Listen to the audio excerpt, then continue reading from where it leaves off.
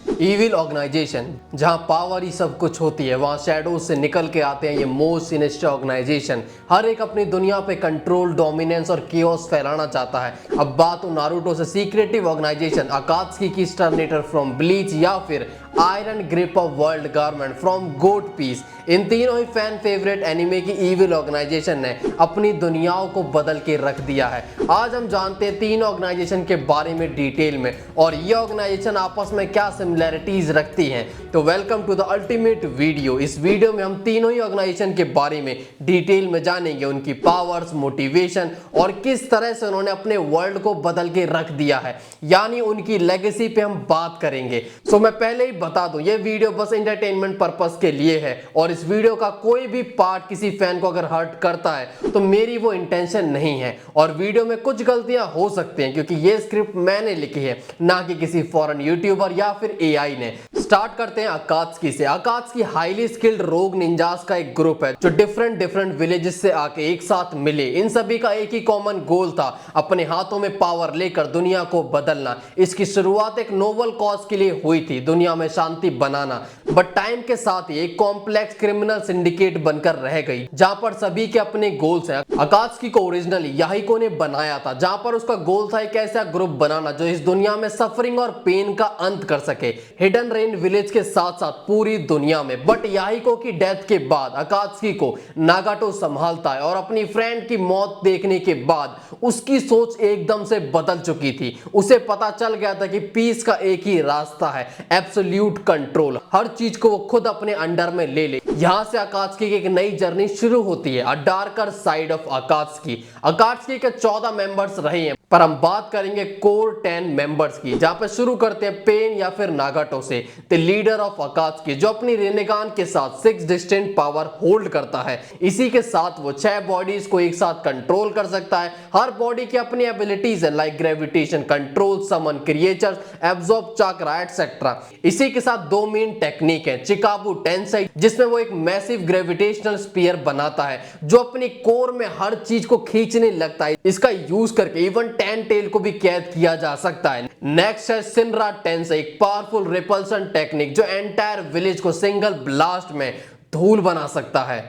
Connon, नागाटो की childhood friend और एक एक्सट्रीमली स्किल्ड निंजा इन पेपर जुत्सु, और ये कैरेक्टर काफी ज्यादा अंडररेटेड कैरेक्टर है बट वीक नहीं है। नेक्स्ट है नंबर 3, सभी का फेवरेट इताची उचिहा, जो पूरे नारुतो वर्ल्ड में स्ट्रॉन्गेस्ट निंजा में काउंट होता है, जो दुश्मनों के बीच में रहकर अपने विलेज को प्रोटेक्ट कर रहा था। ऐसा करने के लिए गट्स चाहिए। इसकी पावर के बारे में मुझे बताने की जरूरत नहीं है। द गॉड ऑफ गेंजुत्सु, जिसके पास मांगेक्यो, शारिंगन है, सुसानो है, सुकियोमी और even guardian sword and shield. Kisame Hoshigaki, formal member of 7 ninja swordsman of the mist. ये एक लिविंग मॉन्स्टर है जो जिंजुरी ना होकर भी उतना चाकरा होल्ड करता है और इससे पाला पड़ने का मतलब है कि बाय बाय टाटा सायोनारा। इसकी पावर आती है मिस्टर सार्की, द सामेहाडा, एक स्वॉर्ड जो चाकरा एब्सॉर्ब कर सकती है और डेंजरस वाटर स्टाइल जुत्सुस। नेक्स्ट है देदरा, जो clay based exploding style use करता है। ये अपने हाथों को मसल कर एक्सप्लोडिंग क्ले यूज करके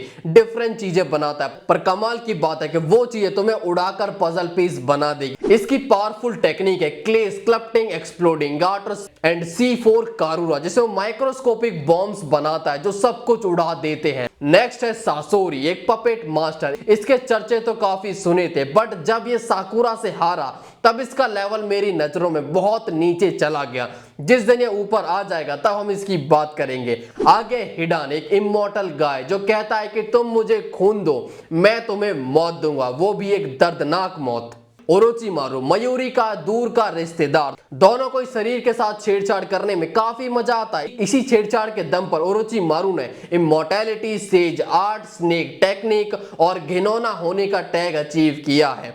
आ गया टोबी, या मुझे कहना चाहिए ओबीटो उचिहा, जो अकात्सुकी में ही रहकर उसे मैनिपुलेट कर रहा था। वो एक मुखोटा पहनकर पूरी ऑर्गेनाइजेशन को अपनी उंगलियों पे चला रहा था। ओबीटो फाइनल टाइम तक मांगेक्यो, शारिंगन, टेंटेल जिंजोरिकी, स्पेस टाइम निंजुत्सु जैसे खतरनाक जुत्सु अपने पॉकेट में ला चुका था। नेक्स्ट है ज़ेत्सु, ये प्राणी 2 कलर में आता है, व्हाइट एंड ब्लैक। व्हाइट वाला एक साइड बडी की तरह काम कर सकता है बट ब्लैक वाला हरामी है। इसी ने सभी की बैंड बजा दी थी।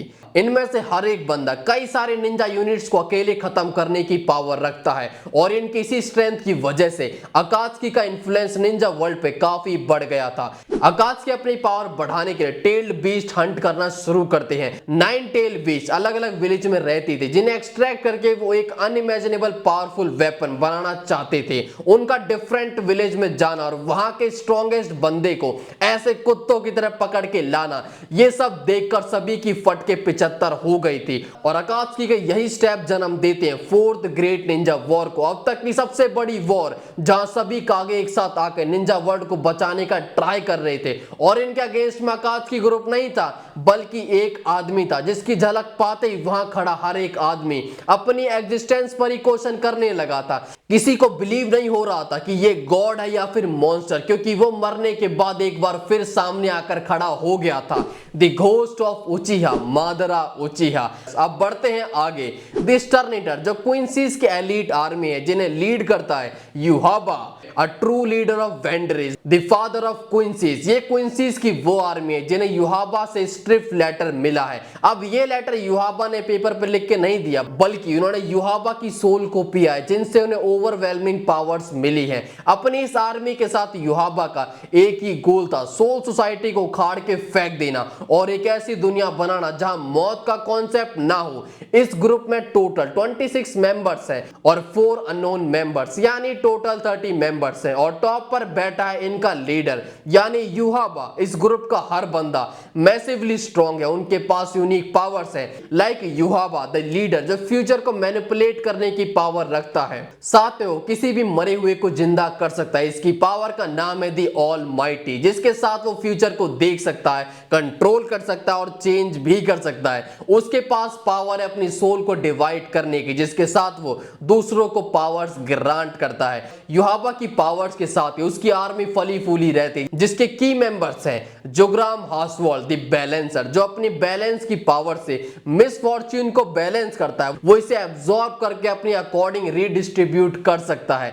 अगर उसके ऊपर मिसफॉर्च्यून आता है तो वो उसकी शील्ड में स्टोर हो जाता है और फिर वो अपोनेंट पे रिलीज कर सकता है। इवन वो अटैक जो यूजर को पहले ही लग चुके हैं वो भी शील्ड के साथ रिवर्स किए जा सकते हैं। सो ये शील्ड जोग्राम का डिफेंस और ऑफेंस दोनों है और ये बैलेंसर की एबिलिटी उसे ओवर पावर्ड बना देती है। उसका एनिमी कितना पावरफुल है, दोनों के बीच में कितना ही गैप क्यों ना हो, डजंट मैटर। नेक्स्ट है परनीडा द कंपल्सरी। इस पावर में परनीडा अपनी फिंगर से नर्व्स को शूट करता है अपने ओपोनेंट की बॉडी में ताकि वो उसकी मूवमेंट को कंट्रोल कर पाए और उसकी बॉडी को जैसा चाहे वैसा कर पाए, या फिर उसकी बॉडी के वो चिथड़े उड़ा दे कुछ सेकंड्स में। किसी की बॉडी को इन्फिल्ट्रेट करने के बाद परनीडा उस बॉडी को जैसा चाहे वैसा कर सकता है। इसी के साथ कंपल्सरी नॉन लिविंग चीजों को भी कंट्रोल कर सकती है। अपनी नर्व्स की हेल्प से वो बिल्डिंग्स को भी ह्यूमन हैंड का पार्ट बना देता है और उससे वो अटैक भी कर सकता है। इसी के साथ परनीडा रीजनरेशन, सेल्फ रेप्लिकेशन और बॉडी मैनिपुलेशन भी कर सकता है।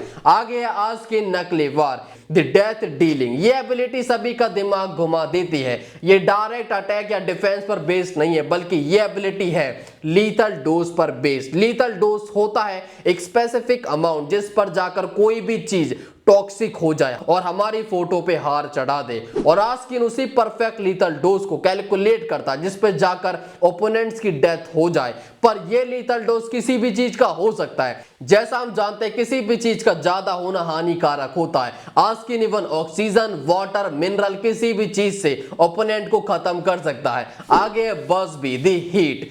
बस एयर में प्रेजेंट रेशी को मैनिपुलेट करके फ्लेम्स क्रिएट कर सकता है और उसी से ओपोनेंट पर अटैक भी करता है। आगे है ग्रैमी दी विजनरी। ग्रैमी जो अपने आप को सबसे पावरफुल स्टर्निटर मानता है और इसकी एबिलिटी भी इसे इंसेन बनाती है, जिसे सुनकर ही तुम सोचोगे कि ये स्ट्रॉन्गेस्ट कह रहा है तो होगा ही। विजनरी की एबिलिटी है फैंटेसी को रियलिटी बनाना और यहाँ पे मैं उन फैंटेसीज के बारे में बात नहीं कर रहा जो तुम एनिमे वाइफूज को देख के बनाते हो। यहाँ मैं बात कर रहा हूँ जो भी कुछ ग्रैमी के दिमाग में आएगा वो रियलिटी बन जाएगा। अगर ग्रैमी सोचे कि वो एक स्वॉर्ड को बिना किसी डिफेंस के रोक सकता है तो वो रोक सकता है, वो उतना ड्यूरेबल बन जाएगा। और अगर वो सोचे कि उसके सारे वुंड्स हील हो जाए तो वो अपने आप हील हो जाएंगे। वो एलिमेंटल पावर क्रिएट कर सकता है, अपना रेप्लिका क्रिएट कर सकता है, हर तरह की पावर उसके दिमाग में आएगी वो यूज कर सकता है। आगे लिल बारो the x axis, x shift के साथ लिल बारो अपनी गन के साथ लिटरली किसी भी चीज को पेनिट्रेट कर सकता है और लिल बारो का निशाना कभी चूकता नहीं है, फिर चाहे टारगेट और यूजर के बीच में कितना ही डिस्टेंस क्यों ना हो। पर लिल बारो के साथ भी एक प्रॉब्लम है, ईगो प्रॉब्लम। वो अपनी एक आंख ज्यादातर बंद रखता है क्योंकि उससे लगता है कि सामने वाला ओपोनेंट वीक है। एज नॉट द फियर, उसकी पावर काफी रियलिस्टिक और अंडररेटेड है, जो है फियर। डर क्या नहीं कर सकता, और जो कहे कि उसे डर नहीं लगता या तो वो कहानी में मेन प्रोटैगनिस्ट है या फिर वो एक लायर है, क्योंकि हर किसी का कोई ना कोई डर होता है। और एस नॉट की यही पावर अपोनेंट को घायल करके उसके अंदर खौफ बना देती है। एक बार इसमें फंसने के बाद बंदा अपने ऊपर से काबू खोने लगता है, वो सही से डिसीजन नहीं ले पाता और उसके डीपेस्ट फियर उसे हॉन्ट करने लगते हैं। इसी के साथ सभी स्टर्नेटर की वो स्टैंडिंग फॉर्म भी है जिसमें इनकी पावर्स अनइमेजिनेबली इंक्रीज हो जाती हैं। स्टर्नेटर आर्मी एनिमे सीरीज की सबसे डेंजरस आर्मी में से एक है, जहां पर हर एक बंदे के पास डेंजरस एबिलिटीज है जो नॉर्मल आर्मी को तो सोचने से पहले खत्म कर दे। ये सारी एबिलिटीज जादू की तरह काम करते हैं जिन पे तुम्हारा कोई बस नहीं चलता, खासकर युहाबा की फ्यूचर को मैनिपुलेट करने की पावर, जिसके आगे हर बंदा अपने घुटने टिका देगा। How can you fight someone जो फ्यूचर को देखकर बैठा उसे कंट्रोल कर सकता है। सारे इवेंट्स उसकी टिप्स पर हैं। अब बारी आती है वन पीस के मोस्ट इविलिस्ट ग्रुप के, दी वर्ल्ड गवर्नमेंट। ये ग्रुप मल्टीपल लेयर्स में डिवाइडेड है, जिसका लीडर है ईमू और उसके अंडर में आते हैं 5 एल्डर्स। इसी के साथ ईमू की खुद की गार्डियन फोर्स भी है, दी होली नाइट्स, जो वर्ल्ड गवर्नमेंट के सभी राज को छुपाने का काम करते हैं। खुद शैडोज में रहकर टारगेट को मौत के अंधेरों में भेज देते हैं, फिर चाहे किसी कंट्री में रिवॉल्ट कराना हो, उसमें घुसकर उसे क्रश करना हो, ये सारे डर्टी काम ये होली नाइट्स करते हैं। ये लोग वन पीस के मोस्ट पावरफुल ग्रुप्स में आते हैं जिनका सामना करना बस तभी हो सकता है जब तुम्हारी मौत तुम्हें बुला रही हो। इस ग्रुप में टोटल 9 मेंबर्स हैं और सभी extremely skilled cold blooded killers हैं। इसके लीडर के बारे में बात करें तो पहले इसे सैंड फिगरलैंड गार्लिंग लीड करता था, जो अपने जवानी के दिनों से ही एक्सेप्शनल स्किल्स होल्ड करता था और आगे चल के मोस्ट इन्फ्लुएंशियल ग्रुप को वो लीड करता है।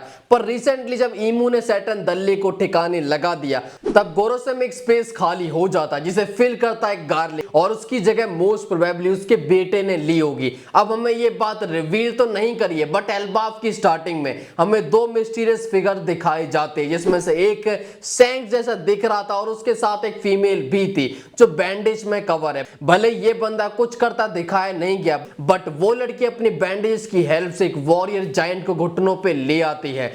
ये काम उसने किसी भी बड़े स्केल अटैक पे नहीं करा, बल्कि बस अपने कुछ बैंडेज से उसे ग्रैब करा और वो जायंट दर्द से करहाने लगा जैसे लड़की ने उसके गोटे दबा दिए हो। तो इस ऑर्गेनाइजेशन की 3 लेयर्स हैं, लीडर, ईमू, फिर एल्डर्स और होली नाइट्स। अब वैसे तो मरीन्स भी इन्हीं के अंडर में काम करती है, बट मैं उसे इंक्लूड नहीं कर रहा। वो एक सेपरेट एंटिटी जिसे बस ये लोग चला रहे हैं। ऊपर से ये लोग साफ हो जाए तब भी वो स्मूथली चलती रहेगी। तो एगेट पे सभी वन पीस फैंस ने एल्डर्स की पावर तो देखा था, किस लेवल की पावर ये लोग होल्ड करते हैं। इनको डैमेज करना इम्पॉसिबल है, इनकी रीजनरेशन एबिलिटी बहुत ज्यादा इंसेन है और ये सारी पावर्स आती है ईमू से। बट अभी होली नाइट्स और ईमू के बारे में हमारे पास सिर्फ ब्लैंक पेपर है। ये तीनों ग्रुप सबसे ज्यादा मिस्टीरियस ग्रुप वर्ल्ड गवर्नमेंट ही है, जिसके बारे में बहुत ही लिमिटेड हमें बताया गया है, पर इसकी हिस्ट्री इन तीनों में सबसे ज्यादा खतरनाक है। बाकी दोनों ऑर्गेनाइजेशन में हिस्ट्री में ज्यादा कुछ बड़े कांड नहीं करे, बल्कि वो अपने प्रेजेंट के कामों से ज्यादा फेमस हुए हैं। वहीं पर वर्ल्ड गवर्नमेंट की जड़ें जाती हैं 1000 साल पहले, जब ये बन रही थी। 20 किंगडम एक साथ आकर एक आर्मी बनाते हैं, एक किंगडम के अगेंस्ट में लड़कर उसे खत्म कर दिया जाता है। राइवल फोर्स के साथ साथ हर एक बंदे को मार दिया जाता है जो उनके बारे में जानता था। और पूरी दुनिया में इस वॉर की वजह से एक सुनामी आती है। बाकी दुनिया को लगा कि नेचुरल डिजास्टर है, ठीक हो जाएगा, बट उन्हें क्या पता था ये नेचुरल डिजास्टर नहीं बल्कि मैन मेड था। वो भी इसलिए कराया गया ताकि इस वर्ल्ड गवर्नमेंट ने जो कांड किए थे उनके निशान मिट सके। एक बार पावर में आने के बाद ये लोग पूरी दुनिया पे पकड़ बना लेते हैं। सभी लोग अंधेरे में, किसी को नहीं पता ऊपर कौन बैठा है, कौन इसे चला रहा है। इनके बारे में जानने की जो भी कोशिश करता है या फिर हिस्ट्री के बारे में जानने की कोशिश करता है, सिर्फ उसे एक चीज मिलती है, मौत। बिना किसी क्वेश्चन के इन्होंने पूरे आइलैंड को खत्म कर दिया। इन टर्म्स ऑफ रूथलेसनेस ये ऑर्गेनाइजेशन बाकी सभी को पछाड़ देती है। लोगों को अपना गुलाम बनाना, पूरी रेस को सर्टिफाइड सर्वेंट घोषित कर देना, किसी को भी कहीं भी मार देना, जिसे चाहे उसे किडनैप कर लेना, रेप, मर्डर, हर चीज इनके लिए खेल है। इसीलिए मैं कहता हूं वन पीस की स्माइल के पीछे पेन है और इस पेन को समझने के लिए उसे देखना होगा। हर एक आर्क तुम्हें दर्द को देखना और सहना सिखाता है। वैसे I love all of them, but तुम्हें इनमें से कौन सी ऑर्गेनाइजेशन सबसे ज्यादा पसंद है और क्यों? रीजन कुछ भी हो सकता है, पावर, रूथलेसनेस, मोटिव और एनीथिंग। कमेंट से बताओ तुम्हें वीडियो कैसे लगी। So that's all from my side. मिलते जल्दी एक और नई वीडियो के साथ, तब तक के लिए बाय बाय, टाटा, सायोनारा और चैनल को सब्सक्राइब करना ना भूलना।